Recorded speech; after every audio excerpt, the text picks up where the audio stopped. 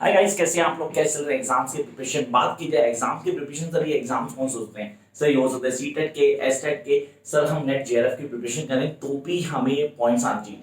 And those who are the basic learners of English literature, specially the poetry section, उनके लिए class उतनी dominate है जितनी बाकी सबके लिए। So let's start the class. एक ऐसी क्लास जिसके अंदर from class basic 9th onwards to masters, नहीं सर लेक्चरशिप की बात करें, यूजीसी नेट को भी कवर करते हैं। ये टॉपिक हमारा पेपर में आता है। आपने कहा this is known as to be the figure of speech और द पोएट्री डिवाइसेस। अब फिगर ऑफ स्पीच बोलूं या पोएट्री डिवाइस बोलूं तो कई सारे मैसेजेस आने के बाद दिमाग में लगा चलो एक छोटी सी वीडियो बनाई जाती है जिसके अंदर क्या करते हैं, सिमिली और मेटाफर दोनों को लेके आइडियालाइज करते हैं और डिस्कस करते हैं कि कौन सा टॉपिक हमें करना है और कैसे हम समझ पाएंगे कि यार ये सिमिली यूज हो रहा है या मेटाफर। अब सिमिली और मेटाफर को समझने के लिए दो चीजें क्लियर कर लेते हैं। The very first thing both are poetry devices. अब पोएट्री डिवाइसेस क्या होते हैं? मतलब कोई चीज जो आपकी इमेजिनेशन पे वर्क करती है, anything that can work according to your imagination is known as to be the poetry devices. Basically poets work with your imagination. हम आपकी इमेजिनेशन का काम करते हैं। अब आपको पता करना है यार कौन सी पोएट्री डिवाइस कहां पे कब इंप्लीमेंट होती है and how we can be the master of it. Let's start with the basic. The first thing we are having is simile. जब सिमिली की बात करते तो दिमाग में आता है कंपैरिजन। सर कंपैरिजन से पहले एक चीज दिमाग में आती है एज और लाइक। जहां भी एज और लाइक का यूज हो रहा होता है हम बोलते हैं यहां पे सिमिली को इंप्लीमेंट किया गया। Means where we do have a use of as and like. तो he is like a brave king कह सकते हो या ब्रेव बॉय कह सकते हो। He is a brave boy, तो सर ये तो मेटाफर होगा, डायरेक्ट उसने लिंक कर दिया। He is a brave boy, तो brave boy सर मेटाफर होगा। अब कैसे होगा सर? मैंने दोनों क्लियर कर दिया, सिंपली बता था मेटाफर पे आ गया। कुछ कॉन्सेप्ट्स को क्लियर करना, जैसे कि पहली चीज ध्यान रखना, दोनों के दोनों के कंपैरिजन बेस्ड है, whether it's simile whether it's metaphor, दोनों के दोनों कंपैरिजन पे बेस करते हैं। नंबर 2, जब हम बात करते हैं सिमिली की, ये हाईलाइट करता है कंपैरिजन गो थ्रू एज और लाइक। अब थोड़ा जो बोर्ड पे लिखा है उसका यूज कर लेते हैं। It says that one thing is like another thing. We use it make description more example or vivid.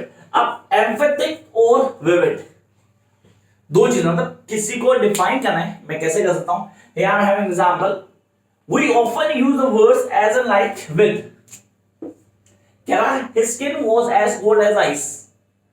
Skin was as cold as ice. तो यहां पर वो as cold as यूज कर, as किया उसे लाइक किया तो मुझे पता लगा सिमिली यूज हुआ क्योंकि कंपैरिजन था डेफिनेटली एक पोएट्री डिवाइस यूज हुआ। ये मेरे दिमाग में आइडिया आ गया। अब मैंने कहा इसको कैसे इंप्लीमेंट करेंगे, कई सारे एग्जांपल्स होते हैं। शी इज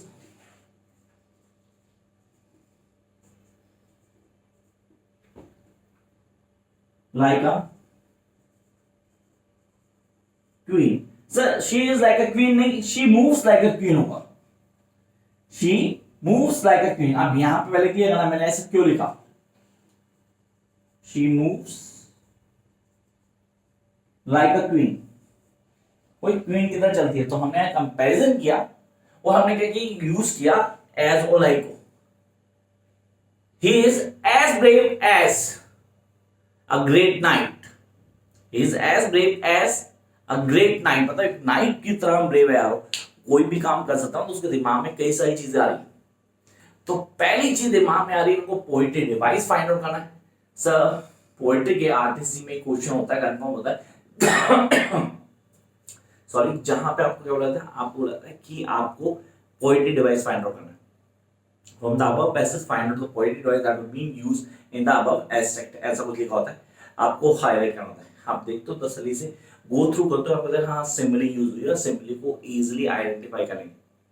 तो ये हो गया पहला पॉइंट जो हमने सिमिली पे ध्यान दिया, क्या सिमिली को कैसे आइडेंटिफाई करना है। आई होप सबको क्लियर हुआ। Come to the second part, some metaphor. अब सिमिली को ग्रिप कर लिया, आई होप यहां पे समझ आ गया होगा, हमें समझ आ गया सिमिली कहां यूज हो रही है। सर कंपैरिजन के लिए यूज हो रहा है, एज और लाइक को यूज कर गया। Then we will come to the second part that is metaphor.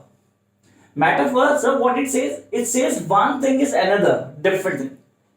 मतलब एक चीज कोई दूसरी चीज है। सर ये थोड़ा कॉन्सेप्ट ना थोड़े कॉम्प्लिकेटेड हो गया। मतलब when somebody is trying to tell me कि यार एक चीज दूसरी चीज है तो मैं कैसे समझूंगा, how would I am going to understand it. मेरे तो समझ में नहीं आया कि एक चीज दूसरी चीज है उसको मेटाफर कैसे बोलेंगे। अब थोड़ा एग्जांपल देता हूं। Her home was a prison, her home was a prison, he lives in a cage, they belong to a poor locality. कोई भी एग्जांपल देना मतलब जहां पे मैं डायरेक्टली लिंक कर देता हूं। मतलब सर अगर मैं दूसरे फॉर्म में देखूं, it is a short form और condensed form of simile. Short form और कंडेंस्ड फॉर्म ऑफ सिमिली, जहां पे चीज को क्या कर दिया, डायरेक्ट कर दिया गया, एज और लाइक का यूज नहीं किया, उसने कंडेंस कर दिया। ये कोई बताएगा ही नहीं आपको कि यार ये कंडेंस फॉर्म है किसी सिमिली की। अब इसको थोड़ा डिटेल में आते हैं। It creates a direct relationship and leaves more to the imagination. That is the major point. When you're talking about metaphor, यहां पर सारा काम इमेजिनेशन का है। The whole work is of imagination here. मतलब इमेजिनेशन को कितना हाईलाइट किया, किन बेसिस को समझना, सारा का सारा यहां बताएगा। तो how I am going to master it, मेरे कॉन्सेप्ट मुझे क्लियर करने, मुझे पहले समझना कि यहां पे बाय जो है बेसिकली जो बेस है दोनों का वो है सर कंपैरिजन। अब कंपैरिजन में जब एज और लाइक को यूज किया गया, सिग्निफाइड हो गया कि एज और लाइक का यूज होगा तो सिंपली दूसरा भी कंपैरिजन हो रहा है, पर यहां पे एज और लाइक का यूज नहीं हो रहा बल्कि सिंपली को कंडेंस्ड फॉर्म में यूज किया गया। तो जहां पे क्या है, एक चीज को दूसरी चीज बोला जा रहा है, मींस कंपैरिजन डायरेक्ट हो गया और आपकी इमेजिनेशन में छोड़ दिया गया। Everything was being left towards your imagination, pure imagination की भाई अब जो करना है आप करो। तो ये आ गया हमारा second form. Now we guys need to jump to the next part, that is अब इन दोनों के बीच की रिलेशनशिप या इन दोनों के डिफरेंस को जानते हैं। क्या ना, both link one another thing to another, a simile usually used as or like, on the other side metaphor is a condensed simile। यही बोलता है मैं पूरी क्लास में फिलहाल।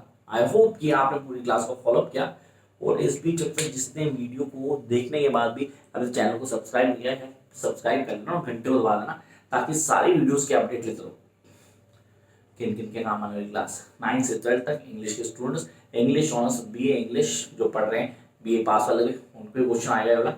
Then CTET STET sir entrance किसकी, बीएड की, चाहे किसी यूनिवर्सिटी से वहां क्वेश्चन आता है। Then we do have the UGC NET, वहां पे क्वेश्चन कंफर्म मिलता है। पीजीटी एंट्रेंस, टीजीटी एंट्रेंस में भी क्वेश्चन कंफर्म आते हैं। तो पोएट्री डिवाइस का क्वेश्चन कंफर्म आना है, जहां भी इंग्लिश होगी ये क्वेश्चन कंफर्म होगा। तो गाइस इसको ऑन टिप कर लेना। Come to the last phase, सही तो मैं बता चुका आपको। तो आई होप कि यहाँ पे सिमिली और मेटाफर दोनों ऑन टिप हुए। बाकी के poetry devices keep watching guys, definitely आपको सारे मिलेंगे। All the best.